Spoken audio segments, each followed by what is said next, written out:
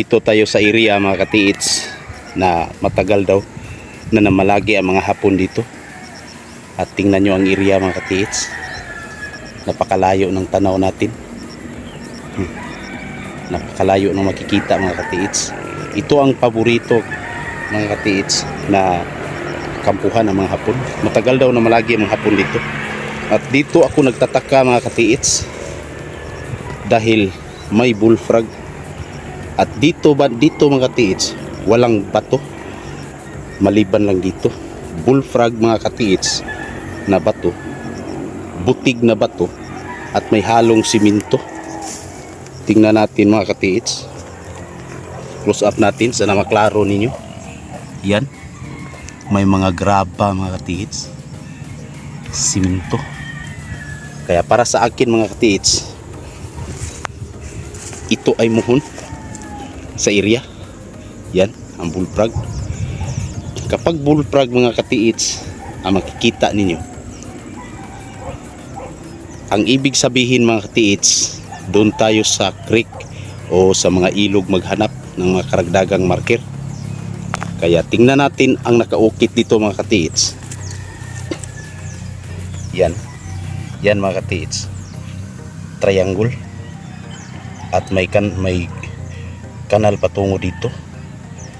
At dito mga katiits may dot. Yan, hindi maganda ang pagkagawa ng dot mga katiits at saka triangle, pero klarong klaro mga katiits na sinilsil. Yan. At klaro mga katiits na siminto. Yun, siniminto talaga. Yan, close up natin mga katiits. Kaya kapag ganito mga katiits na muhon, balikan natin ang triangle mga katiits dito. Nakaturo siya sa east direction kasi ito ay west. At tingnan natin ang mata niya mga katiits, pupunta din ng east. Walang karagdagang marka mga katiits kundi ito lang dalawa. Nasa east tayo punta. At dito may bibig. At ang tamaan natin mga katiits sa east direction, yan, yung kawayan na yan mga katiits, tatlo yan, puntahan natin. At ikat lang natin mga katiits kasi malayo, nasa mga 50 meters siguro mga katiits ang layo. Kaya tingnan natin ang kawayan kung ano ba ang karagdagang marker dyan. Yan mga katiits ang kawayan. Yan tinatawag sa amin sa Bisaya na buntong. At yan kawayan. At ito ang isa mga katiits. Yan ang isa mga katiits. Yan, tatlo. Ayon sa mga matatanda mga katiits, ito ay tinanim ng mga Hapon. Kaya nagtataka ako bakit nagtanim sila ng kawayan dito. At doon ang bato mga katiits na pinanggalingan natin mga katiits. Yan mga katiits, yan bato na yan, nag-iisa lang. Tingnan nyo mga katiits, walang ibang bato dyan mga katiits kundi nag-iisa lang yan na putik na halong siminto. At balikan natin mga katiits dito. Yan, nakatriangle ito mga katiits. At dyan sa gitna mga katiits, dyan sa gilid ng creek, kasi creek ito mga katiits, may falls na maliit dyan, may awayan dyan na maliit na hindi lumaki na sa gilid ng creek. Kaya sa gilid ng falls. Kaya puntahan natin mga katiits. Kawayan mga katiits, wala nang ni isang bato dyan. Kaya pinuntahan ko at hinanap ko na lang sa palanas kung mayroon ba karagdagan na marker na makikita. Yan ang area mga katiits. Yan ang tatlong bamboo tree mga katiits. Ditong isa sa itaas. Yan, ang centipede mga katiits dyan banda. Yan, dyan ang centipede mga katiits. Centipede o tiyan ng ahas. Tiyan, part ng tiyan ng ahas. Yung kamal, ano ba yung tawag sa Tagalog, yung kamal, yung kamal ng ahas. Yan. At itong bamboo tree na to itong bamboo mga katiits na naka triangle, base sa mga matatanda, mga Hapon daw ang nagtanim nito. Alam natin mga katiits na ang poles ay paborito ng mga Hapon. Diyan, poles diyan, at diyan ang tuktok ng poles. Diyan mahaba itong poles. Medyo mahaba itong kaunti, siguro nasa mga 10 meters siguro. At diyan ang tuktok.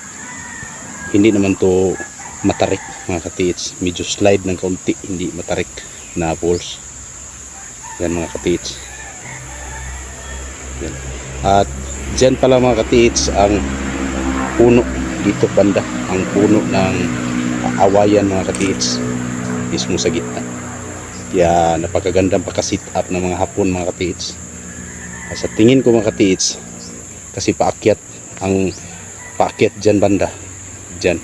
At kung diretso tayo mga katiits sa north siya tumama, ito ang north. At ayon sa mga matatanda, dyan daw banda, tingnan natin mga katiits, dyan daw banda may karaang atabay dyan sa noon. Kaya malaking paghinala kung dito mga katiits nandito. At ang isa doon sa Palanas. Yan ang hinala ko, dalawa. Kaya malaman lang natin mga katiits kung matisdig ito. Sana matrabaho ito, maupiritan ito para malaman kung dyan ba, kasi dalawa lang ang option ito mga katiits, dyan at saka dyan. Dalawa lang ang option ito na paghuhukayan. At dito na tayo sa gitna mga katiits. Ito ay maliit na falls mga katiits. Ito, tingnan na natin. Ito falls, ito mga katiits. Dyan, tingnan natin, falls dyan patungo rito. At doon ang puno ng kawayan mga katiits. At saka dito banda, yan, puno ng kawayan. At sa gitna mga katiits, wala akong nakikitang kakaiba mga katiits sa marker, maliban lang sa centipede. Yan, napakagandang pagkagawa ng centipede mga katiits. Ito yung buntot niya mga katiits. Yan, may buntot. Yan, parang hindi centipede mga katiits, para ding siyang ano ba yun, siya ng ahas. Yan, at pumunta siya dyan. At tingnan mo ang ulo mga katiits. Yan, at na parang V. At dyan siya pumasok. Dyan may butas na maliit mga katiits. Yan. Yan. Sa palagay ko mga katiits, dalawa lang ang option dito. Pinapakita ko lang to sa inyo mga katiits, baka mayroong kalintulad at makapagbigay na rin ito gabay, kaunting kaalaman sa inyo. Sa ganitong sitwasyon mga katiits, dalawa ang option ito. Kasi yan ang ulo, paakyat. Kung paakyat mga katiits, ang mararating natin, yan, ang isang puno ng kawayan. Yan. At ang una mga katiits na gawin dito, ito, porsyon na to, Palanas. Kasi anong tawag sa Tagalog dito mga katiits, nakabundo siya dito mga katiits. At may parang hinaharang to dito na porsyon, parang hinaharangan kahit Palanas. Yan, ito naka circle ito mga katiits. Hindi lang ako maka-atras mga katiits kasi malalim na dito sa likuran ko.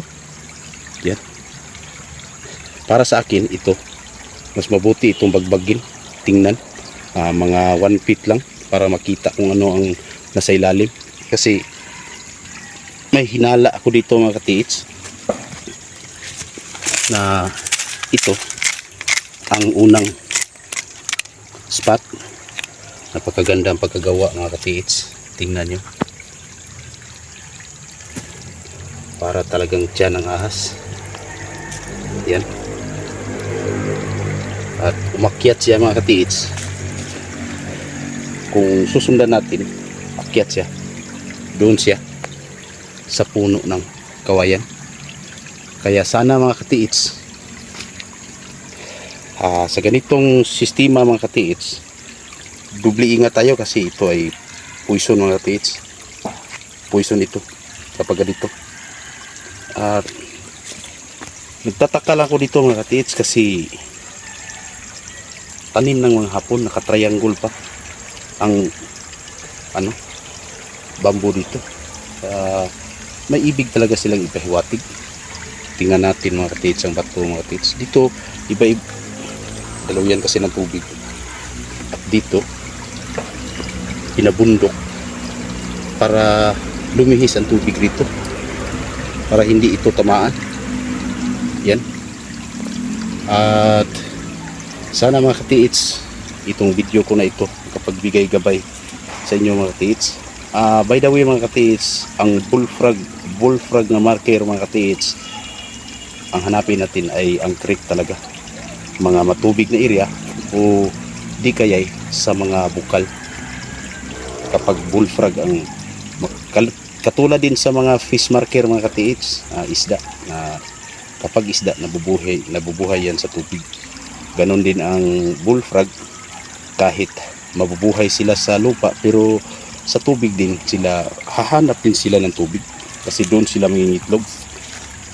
At sana mga katiits, kung nagustuhan nyo ang video na itong mga katiits, sana i-subscribe nyo ko at i-hit ang notification bell para updated kayo sa mga bago kong videos. At hanggang dito na lang mga katiits, ingat palagi sa mga gawin nating mga site mga katiits. Magandang araw sa atin. Ito ang GB Treasure Hunter. Salamat sa panonood mga katiits.